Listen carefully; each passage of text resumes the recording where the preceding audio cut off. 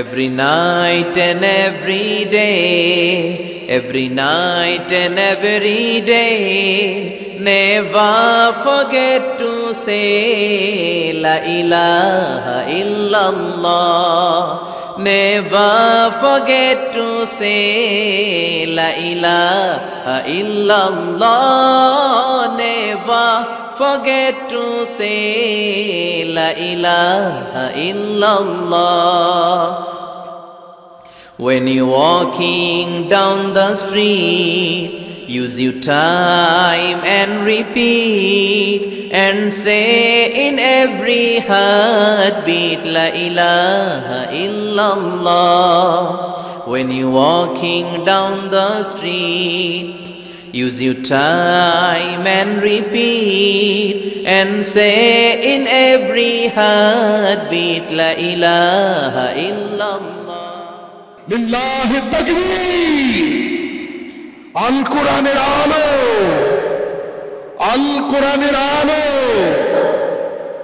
Allah মহান আল্লাহ সুবহানাহু ওয়া তাআলার দরবারে লাখো কোটি শুকরিয়া জানাচ্ছি যে এই চমৎকার সৃষ্টি ডক্টর মিজানুর রহমান হাফিজাহুল্লাহ এক নজরে কোরআন এট এ গ্লিম্পস অফ হোলি কোরআনের শুভ উদ্বোধন আমরা পর্যবেক্ষণ করছি। আজকের এই চার দেয়ালের ভেতরে এই অনবদ্য সৃষ্টিটি সারা পৃথিবীর বাংলা ভাষাভাষীদের হাতে পৌঁছবে, এটিই হচ্ছে আমাদের আশা এবং প্রত্যাশা। আমরা অনেক অনেক মোবারকবাদ জানাচ্ছি এই আয়োজনকে রাঙিয়ে তুলবার জন্যে নিজেদের সময়কে স্যাক্রিফাইস করে যারা এসছেন। অনেক অনেক শুভকামনা আপনাদের সবার জন্য। মাশাআল্লাহ, জাযাকাল্লাহ, হায়াকাল্লাহ, বারাকাল্লাহ। অনেক অনেক ধন্যবাদ সম্মানিত অতিথি আপনাদের। বিসমিল্লাহ ওয়াসসালাতু ওয়াসসালামু আলা রাসূলিল্লাহ ওয়া বা'দ। আমরা আল্লাহর দরবারে শুকরিয়া আদায় করছি যে আল্লাহ তাআলা আজকে আমাদেরকে এই এক নজরে কোরআন বইয়ের বুক লঞ্চিং সেরিমনিতে হোটেল শেরাটনের এই বলরুমে একত্রিত হওয়ার সুযোগ করে দিয়েছেন। আমরা পড়ছি আলহামদুলিল্লাহ। প্রতিশ্রুতিশীল প্রকাশনা সংস্থা সত্যায়ন প্রকাশনকে আমি অন্তরের অন্তঃস্থল থেকে মোবারকবাদ জানাতে চাই এরকম চমৎকার একটি প্রোগ্রামের আয়োজন করবার জন্য এবং দেশের প্রথিতযশা আলেমী দ্বীন শিক্ষাবিদ সবাইকে একটা প্ল্যাটফর্মে একত্রিত করবার জন্য। আজকের প্রোগ্রামে আপনারা যারা উপস্থিত হয়েছেন আমি আপনাদের সবাইকে অন্তরের অন্তঃস্থল থেকে শুভেচ্ছা জানাতে চাই। আজকের প্রোগ্রামে উপস্থিত হয়েছেন এদেশের প্রথিতযশা আলেমী দ্বীন শিক্ষাবিদ, সাহিত্যিক, কবি, সামাজিক, ধর্মীয় এবং রাজনৈতিক নেতৃবৃন্দ সহ পুরো সত্যায়নের টিম। আমি আপনাদের প্রত্যেককে আবারও আন্তরিক মোবারকবাদ এবং অভিনন্দন জানিয়ে শুরু করছি। প্রিয় সুধী, আল্লাহর দরবারে শুকরিয়া যে এরকম একটি বড় কাজ আমরা শেষ করতে পেরেছি। আল্লাহ তাআলা আল কোরআন আল কারীমকে তিনি গোটা বিশ্ববাসীর জন্য রিমাইন্ডার বা হেদায়েত করে প্রেরণ করেছেন। মুসলিম অমুসলিম নির্বিশেষে আমরা অনেক সময় এই ব্যাপারটিকে এভাবে প্রেজেন্ট করি না। আমাদের সবারই এভাবে প্রেজেন্ট করা দরকার যে এটা হচ্ছে কোরআনটা এমন একটা গ্রন্থ যেটা সবার জন্য, for the entire universe, for the entire human being. এবং এই কথাটা আল্লাহ খুব স্পষ্টভাবে বলেছেন যে এই কোরআন হচ্ছে যিকরা লিল আলামিন, এটা হচ্ছে reminder for the entire universe. সবার জন্য এখানে রিমাইন্ডার আছে, উপদেশ আছে, মুসলিম অমুসলিম নির্বিশেষে। এবং পাশাপাশি এই কিতাবটি সর্বশেষ আসমানি কিতাব আল কোরআন আল কারীম, এটি পৃথিবীর সবচাইতে, আমি প্রায় বলি যে সবচাইতে ইন্টারেক্টিভ একটা কিতাব, লাইফ ওরিয়েন্টেড একটা কিতাব, জীবন ঘনিষ্ঠ। এর চেয়ে বড় জীবন ঘনিষ্ঠ কিতাব আর হয় না। আমরা যদি অন্যান্য আসমানি কিতাবের সাথে কোরআনকে একটু কম্পেয়ার করি, আমরা দেখব যে অন্যান্য সব আসমানি কিতাব একবারে নাজিল হয়েছে। আপনারা ব্যাপারটি হয়তো অনেকেই জানেন যে তাওরাত, ইনজিল, জাবুর থেকে শুরু করে সুহুফ ইব্রাহিম ও মূসা, এই সবগুলো একবারে কাঠের ফলকে করে একবারে নবীর হাতে দেওয়া হয়েছে। যে এখানে কিছু আদেশ আছে, নিষেধ আছে, ডুজ অ্যান্ড ডোন্টস, কিছু নির্দেশিকা একবারে দিয়ে দেওয়া হয়েছে। কিন্তু কোরআন হচ্ছে একেবারে ব্যতিক্রম, একবারে আসেনি, 23 বছরের একটা লং পিরিয়ড অফ টাইমে এসেছে। রাসূল সাল্লাল্লাহু আলাইহি ওয়াসাল্লাম ওনার জীবনে, সমাজে, পরিবারে, রাষ্ট্রীয় পরিমণ্ডলে যখনই কোনো সংকটের মুখোমুখি হয়েছেন তখনই সমাধান হয়ে হাজির হয়েছে কোরআন। তিনি পরিবারে সংকটের মুখোমুখি হয়েছেন, কোরআন এসেছে। ফ্যামিলি অ্যাফেয়ার্স নিয়ে চাপে আছেন, কোরআন এসেছে। মদিনার বাজারে কিছু নিয়ে ডিল করছেন, সমস্যা, কোরআন নাজিল হয়েছে। যুদ্ধের ময়দানে কোরআন নাজিল হয়েছে। তিনি পাহাড়ে চড়েছেন, পাহাড়ের উপরে কোরআন নাজিল হয়েছে। মক্কায় নাজিল হয়েছে, মদিনাতে নাজিল হয়েছে, মরুভূমির মাঝখানে নাজিল হয়েছে, মানে যেখানে সমস্যা সেখানে কোরআন, প্রবলেম সলভিং মেথডোলজি নিয়ে। এজন্য 23 বছরের লম্বা সময়টা লেগেছে। এজন্য এটা খুবই লাইফ ওরিয়েন্টেড, জীবন ঘনিষ্ঠ, ইন্টারেক্টিভ একটা কিতাব। মানুষের সাথে খুবই ইন্টারেক্ট করে কোরআন, যেখানে আমাদের সমস্যা ওখানে কোরআন এসেছে। এবং এটাকে আল্লাহ তাআলা ক্রাইটেরিয়ান বলেছেন এই কোরআনকে, আল ফুরকান, অর্থাৎ the criterion two differentiate between right and রং, সত্য মিথ্যার মধ্যে পার্থক্য করে দেয়। ইউফারিকু বাইনাল হাক্কি ওয়াল বাতিল। আমরা কোরআনের লেন্স দিয়ে যদি দুনিয়া পরখ করি, তাহলে কোনটা সত্য কোনটা মিথ্যা খুব সহজে বুঝতে পারবো, দিবালোকের মতো স্পষ্ট হয়ে যাবে।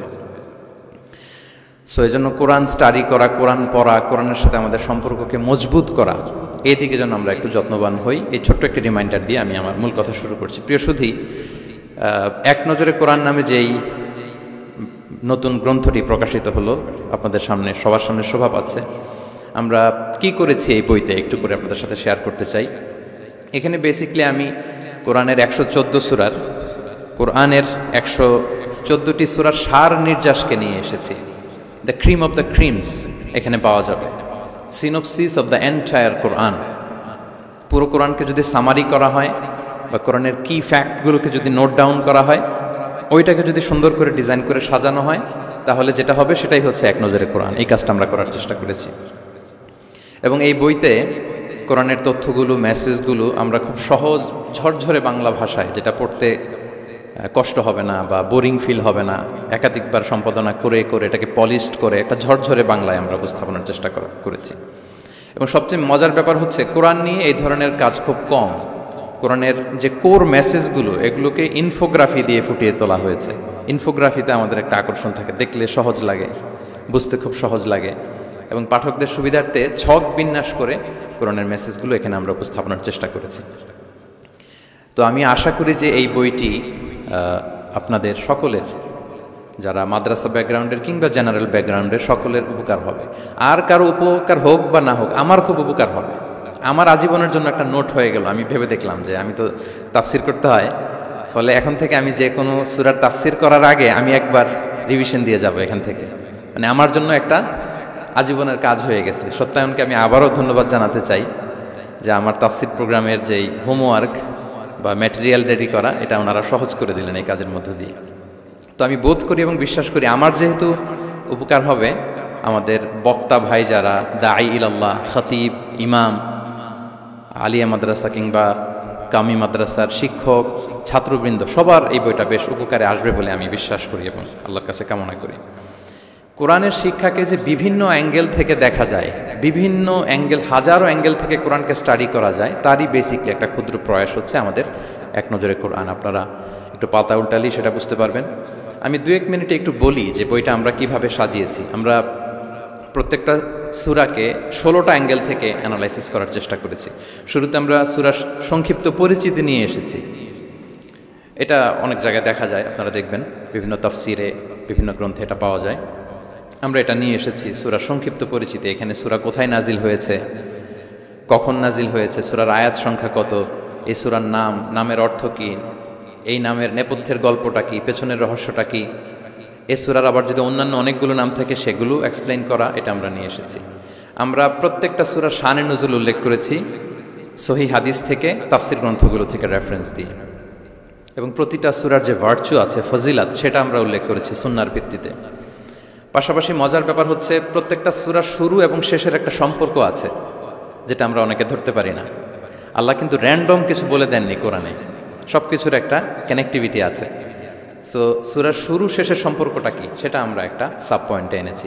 পাশাপাশি এই সূরার সাথে এই সূরার আগের সংযোগটা কোথায়, এবং এই সূরার সাথে ডিরেক্টলি এই সূরার পরে যে সূরাটা আসতেছে সেটার সংযোগটা কোথায়, সেটা আমরা এখানে নিয়ে এসেছি। পাশাপাশি সূরার মূল শিক্ষাগুলোকে আমরা কয়েকটা সেগমেন্টে ভাগ করেছি, বেসিকলি 3টা সেগমেন্টে। প্রত্যেকটা সূরার যে মূল বক্তব্য, মৌলিক কথাগুলো আমরা 3টা সেগমেন্টে নিয়ে এসেছি, যাতে সেগমেন্টগুলো দেখলেই একজন পাঠক, একজন শিক্ষার্থী সহজেই শিক্ষাগুলোকে আত্মস্থ করতে পারে। তারপরে গতিপথ নামে আমরা, এগুলো হচ্ছে আমাদের ইউনিকনেস, এরকম দেখা যায় না। প্রত্যেকটা সূরার মধ্যে গতিপথ নামে একটা টাইটেল আপনারা পাবেন। আপনারা জানেন যে কোরআনের কথাগুলো প্রায়ই আলোচনার মোড় চেঞ্জ হয়। আল্লাহ হিস্ট্রি দিয়ে শুরু করেন, হিস্ট্রি বলতে বলতে হঠাৎ আল্লাহ আবার জান্নাতের ভেতরে ঢুকে যান, জান্নাতের পরপরই আবার জাহান্নামের কথা বলেন, এরপরে আবার কিছু ডুজ অ্যান্ড ডোন্টস, কিছু ইনস্ট্রাকশন। তো সাধারণ মানুষের এই ডটগুলো কানেক্ট করতে একটু সমস্যা হয়। উই কানেক্টেড দ্য ডটস, গতিপথ দিয়ে আমরা বুঝিয়েছি যে কখন কোথায় আলোচনার মোড় নিয়েছে, একটার পর একটা কিভাবে আসলো, এই সিকোয়েন্সটা আমরা গতিপথে উল্লেখ করেছি। এরপর আমরা ওভারভিউ রেখেছি একটা পয়েন্টে। ওভারভিউ হচ্ছে সূরার আয়াত ভিত্তিক বা রেঞ্জ ভিত্তিক এই সূরাতে কী নিয়ে আলোচনা করা হয়েছে তার সার নির্যাস। সূরা যত বড় হোক 10টা কলামে আমরা নিয়ে এসেছি। যেমন সূরা বাকারা অনেক বড় সূরা, 286টা আয়াতের সূরা, কিন্তু 10টা কলামে যদি আপনি দেখেন এন্টায়ার সূরা বাকারাতে কি আছে সার নির্যাস আমরা এখানে উল্লেখ করেছি। এরপর মেজর থিম উল্লেখ করেছি। বিভিন্ন বিষয় নিয়ে প্রতিটি সূরাতে আলোচনা হলেও কিছু ফোকাসড পয়েন্ট থাকে একটা সূরার, সেগুলোকে আমরা মেজর থিমে এনেছি। এরপর আমরা সেন্ট্রাল থিম রেখেছি, একটা সূরার কেন্দ্রীয় আলোচ্য বিষয় কি। এই বইয়ের কাজ করতে যে সবচেয়ে বেশি কষ্ট হয়েছে আমার এই সেন্ট্রাল থিম বের করতে, কারণ একটা বড় সূরার সেন্ট্রাল থিম নিয়ে আসা অনেক জটিল। আমি যদি আমার এই জার্নিটার সামান্য একটু আমি কয়েক সেকেন্ডে শেয়ার করি। লেটস সে সূরা বাকারার সেন্ট্রাল থিম আমি কিভাবে বের করেছি। 286টা আয়াত, এই 286 আয়াতের মধ্যে এক কথায় সূরা বাকারার কেন্দ্রীয় আলোচ্য বিষয় কি আমরা কিভাবে বুঝব। আমরা সূরা বাকারার সেন্ট্রাল থিম লিখেছি চেঞ্জিং দ্য লিডারশিপ। বাকারার সেন্ট্রাল থিম হচ্ছে বেসিক্যালি নেতৃত্বের পরিবর্তন। তাগায়ুরুল কিয়াদা মিন বানি ইসরাইল ইলা বানি ইসমাইল। বনি ইসরায়েলীদের হাত থেকে ফ্ল্যাগ নিয়ে আল্লাহ বনি ইসমাইলীদের হাতে তুলে দিয়েছেন। এটা হচ্ছে সূরাতুল বাকারা। এবার আপনাদেরকে একটু ভেতরে নিয়ে যায়। আমরা যদি সূরা বাকারা খেয়াল করি দেখবেন যে শুরুতে ইয়া বানি ইসরাইল আযকুরু নি'মাতি আল্লাতি, শুধু বনি ইসরাইল তোমাদেরকে এই নিয়ামত দিয়েছি, এই দিয়েছি, সেই দিয়েছি, মানে ওদেরকে গ্লোরিফাই করা হয়েছে। ওরা অনেক বড় জাতি ছিল, অনেক বড় সভ্যতা ছিল, এটা বোঝা যাবে। মুসা আলাইহিস সালামের সাথে এই হয়েছে সেই হয়েছে, এগুলো বলতে বলতে খানিক পরে আল্লাহ তাআলা কেবলা পরিবর্তনের ঘটনা আনলেন। তাহবিলুল কেবলা, কেবলা চেঞ্জ মানে হচ্ছে ক্ষমতার চেঞ্জ, কেবলা চেঞ্জ মানে গদি চেঞ্জ, কেবলা চেঞ্জ মানে সভ্যতার পরিবর্তন। এই কেবলা চেঞ্জের পরপরই দেখবেন এই উম্মার কথা শুরু, নামাজ, রোজা, জাকাত, অনেক নির্দেশিকা, ডুজ অ্যান্ড ডোন্টস। তার মানে ওই সভ্যতার পতন সেখানে হয়েছে, নতুন এক সভ্যতার উত্থান এখানে হয়েছে। Changing the leadership. আমরা জানি যে অ্যাব্রাহামিক ফেথ যে আমরা বলি, 3টা ধর্ম, ইসলাম, জুডাইজম অ্যান্ড ক্রিশ্চিয়ানিটি, এই 3 ধর্মের গোড়া যে মিলেছে ইব্রাহিম আলাইহিস সালামের এখানে, তাই তো? ইব্রাহিম আলাইহিস সালামের 2 সন্তান, ইসমাঈল আলাইহিস সালাম, ইসহাক আলাইহিস সালাম। এটাকে যদি আমরা ইসমাঈল ধরি, এটাকে যদি ইসহাক ধরি, তাহলে দেখেন এই ইসহাক আলাইহিস সালামের চ্যানেলে দুনিয়ার সব নবীরা এসেছে। সব নবী বলতে আমি বেশিরভাগ বোঝাচ্ছি, অলমোস্ট 99% নবী এই চ্যানেলে এসেছে। কিন্তু ইব্রাহিম আলাইহিস সালামের আরেক সন্তান ইসমাইলের চ্যানেলে কোনো নবী নেই, এটা নবী শূন্য একটা চ্যানেল। এবং সব নবীরা তাদের উম্মতের কাছে বলতো যে সর্বশেষ একজন নবী আসবে যিনি হবেন সবার সেরা, শ্রেষ্ঠ নবী। তো যেহেতু হাজার হাজার নবী ইসহাক, ইয়াকুব, ইউসুফ এই চ্যানেলে আসতেছে, তাদের একটা ধারণা ছিল ওই যে সর্বশেষ নবী, শ্রেষ্ঠ নবী, উনিও এই চ্যানেলেই আসবেন, সবার এটা বদ্ধমূল। আর এই চ্যানেলটাকে তারা বলতো নবী শূন্য চ্যানেল। ইসমাঈল আলাইহিস সালামের চ্যানেলে 1000 বছর ধরে কোনো নবী আসে না, সব নবী আসে এই চ্যানেলে। কিন্তু আল্লাহ তাআলা তাদের ধারণাকে নস্যাৎ করে দিয়ে সর্বশেষ নবীকে আল্লাহ তাআলা এই চ্যানেলে না পাঠিয়ে মুহাম্মদ রাসূলুল্লাহ সাল্লাল্লাহু আলাইহি ওয়াসাল্লামকে তিনি ইসমাঈল আলাইহিস সালামের চ্যানেলে পাঠালেন। ফলে লিডারশিপের চেঞ্জ হল। এইভাবে আমরা সূরা বাকারার সেন্ট্রাল থিমকে আইডেন্টিফাই করেছি, চেঞ্জিং দ্য লিডারশিপ ফ্রম বানি ইসরাইল ইলা বানি ইসমাঈল। রাসূল সাল্লাল্লাহু আলাইহি ওয়াসাল্লাম কিন্তু বনি ইসরাইল ছিলেন না, তিনি ছিলেন বানি ইসমাঈল। এভাবে আমরা সেন্ট্রাল থিম বের করেছি। কজ অ্যান্ড ইফেক্ট নামে একটা, এগুলো আপনারা সোশ্যাল সায়েন্সের বিভিন্ন বইতে পাবেন। তাফসির গ্রন্থে সাধারণত আমরা আমাদের ক্লাসিক তুরাসি বইগুলোতে দেখি না, কিন্তু আমরা কজ অ্যান্ড ইফেক্ট রেখেছি। প্রত্যেকটা সূরার একটা নির্বাচিত আয়াত থেকে একটা কারণ এবং এই কারণের প্রভাব। ওয়ালাউ আন্না আহলাল কুরা আমানু ওয়াত্তাকাউ লাফাতাহনা আলাইহিম বারাকাতিম মিনাস সামা। জনপদের অধিবাসীরা যদি ঈমান আনে এবং তাকওয়া অবলম্বন করে তাহলে কি পাবে? বারাকাত। এটা হচ্ছে কজ, এটা হচ্ছে ইফেক্ট। লা ইন শাকারতুম লা আযীদান্না, এটা কজ, এটা ইফেক্ট। এইভাবে আমরা শুধু কজ অ্যান্ড ইফেক্ট দিয়ে 600 পৃষ্ঠার বই করা সম্ভব। তো আমরা প্রত্যেকটা সূরা থেকে একটা কজ অ্যান্ড ইফেক্ট এখানে উল্লেখ করেছি, জাস্ট একটা বিগিনিং হিসেবে। ইন ফিউচারে যদি আল্লাহ তাআলা আমাদেরকে তৌফিক দান করেন আমরা হয়তো কাজ করব। তারপর আমরা রিফ্লেকশন নামে, রিফ্লেকশন যেটাকে আমরা তাদাব্বুর বলি, তাদাব্বুরে কোরআন নামে একটা পয়েন্ট রেখেছি, ম্যাক্সিমাম একটা থেকে দুইটা তাদাব্বুর শেয়ার করেছি। এখানে আমাদের চিন্তার খোরাক আছে যে এই আয়াতের পেছনের গল্পটা কি, এখান থেকে আমাদের শিক্ষাটা কি, আমরা সেখানে তুলে ধরবার চেষ্টা করেছি। কেস স্টাডি একটা পয়েন্ট রেখেছি, যেটা সাধারণত তাফসির গ্রন্থে আমরা দেখি না। কেস স্টাডি এটাও সোশ্যাল সায়েন্সের একটা টার্মিনোলজি। কেস স্টাডি হচ্ছে অতীতের কোনো ঘটনা প্রবাহকে কেন্দ্র করে ওটার উপর বেস করে বর্তমান এবং ভবিষ্যতের সিদ্ধান্ত নির্ধারণ করা, এটাই আমরা করেছি। অর্থাৎ কোরআনের লেন্স দিয়ে আমরা বর্তমানকে পরখ করবার চেষ্টা করেছি এই কেস স্টাডি পয়েন্টে। সবশেষে কিছু শব্দ জানতেই হয়, এরকম একটি পয়েন্ট রেখেছি যে কিছু শব্দ আছে এগুলোর অর্থ আমাদের জানতেই হয়। একেবারে রুট লেভেলে বাদাবিরা, মরুর বেদুইনরা এই শব্দ দিয়ে কি মিন করে, প্রফেটের টাইম এটা দিয়ে কি মিনিং হতো, আধুনিক আরবিতে এটা দিয়ে কি মিনিং করে, শুধু এটার উপর 1000 পৃষ্ঠার বই করা সম্ভব। তো ফলে আমরা মাঝে মাঝে কিছু সূরায় কিছু শব্দ জানতেই হয় এই শিরোনামে কিছু কিছু কথা আলোকপাত করেছি।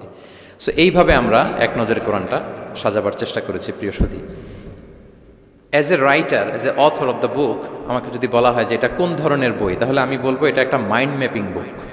আপনারা মাইন্ড ম্যাপিং বুকের কথা শুনবেন। এটা হচ্ছে, এই বইটাকে যদি আপনি পড়েন তাহলে কোরআনের শিক্ষাগুলো আপনার মাইন্ডে ম্যাপের মতো চলে আসবে। খুব ইজিলি আপনি এটা থেকে লেসন নিতে পারবেন এবং শেয়ার করতে পারবেন। তো বর্তমান সময়ের জন্য আমার কাছে মনে হচ্ছিল যে এরকম একটা কাজ দরকার। আমার কোরআনের একাডেমিক জার্নি শুরু হয়েছে 2008-এ। আল আজহারে আমি তাফসির নিয়ে ব্যাচেলর করেছি।